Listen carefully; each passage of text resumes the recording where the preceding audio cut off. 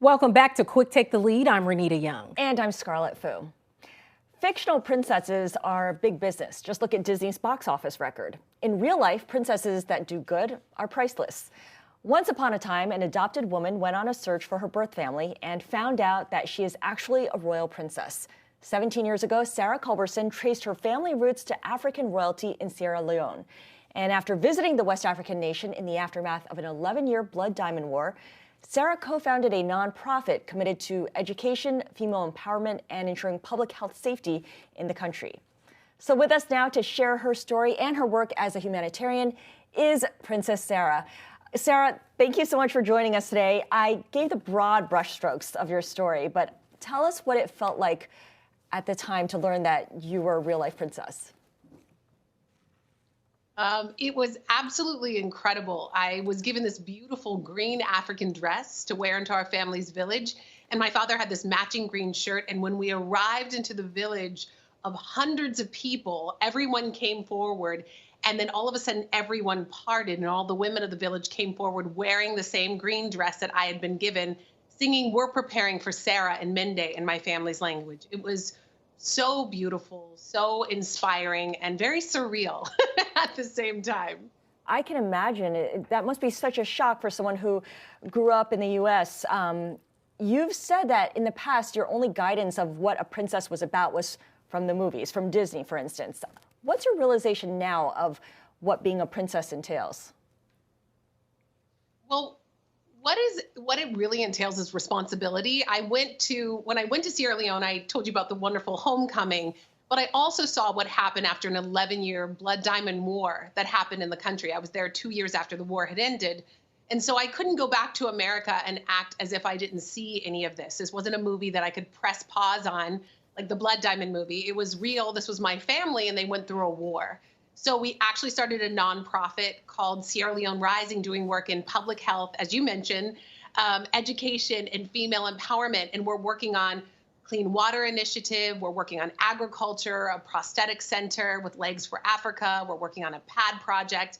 So we're doing all these different kinds of projects. This is not what I thought I'd be doing in this lifetime, but I'm so grateful to have met my family and taken my family who raised me to meet my birth family, because now we're all working together to move the country forward after this war. That is remarkable. So this is now what you do full time. And your nonprofit, Sierra Leone Rising, has several long-term goals. I mentioned some of them. They include bettering the education and public health system, along with more support for female empowerment. Why these specific goals? I mean, obviously, there's a lot of work to be done in any kind of developing nation, but you've pinpointed these three. How do you see progress in these specific areas helping improve Sierra Leone's prospects? Well, actually, when doing the work there, we really talked to everyone on the ground. My family runs a chiefdom of about 70,000. So we actually sat down and had conversations with the community to see what are the greatest needs in the provinces. And clean water was number one. And also making sure girls stayed in school, which a lot of girls drop out due to their menstrual cycle. So we actually started a PAD program with the PAD Project and Days for Girls. And we also started this prosthetic program because a lot of people lost their arms and legs during the war. And all of this supports young people with their education, because if they have clean drinking water, they have agriculture, they have the things that they need, they can actually do much better in school, and it really supports the community.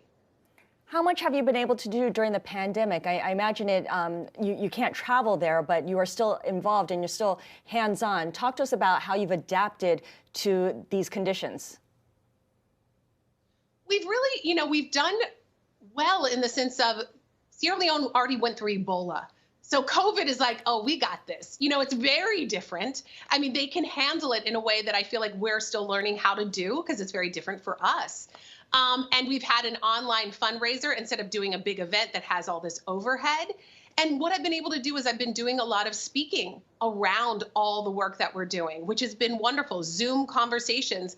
I've been doing conversations about the work we're doing in Sierra Leone. I've also been doing diversity, equity, and inclusion speaking with Capital One, West Virginia University, Danaher, Prudential, and really connecting with communities who may want to support, and also who are working on diversity inclusion work, which is part of this work as well that we're doing in Sierra Leone. It's all connected.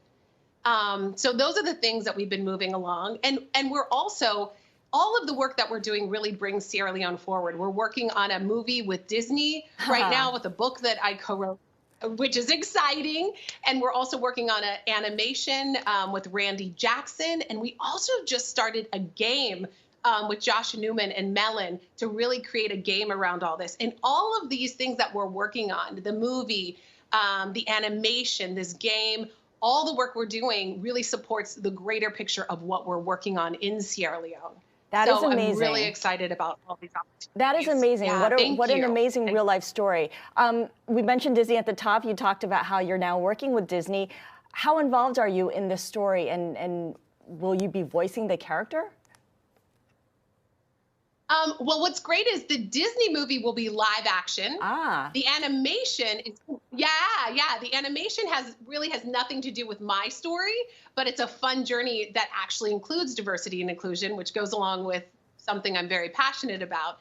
But the Disney movie will be live action. Stephanie Elaine, who was the first woman, African-American woman to do the Academy Awards, is actually producing this movie. So we're very excited with Disney.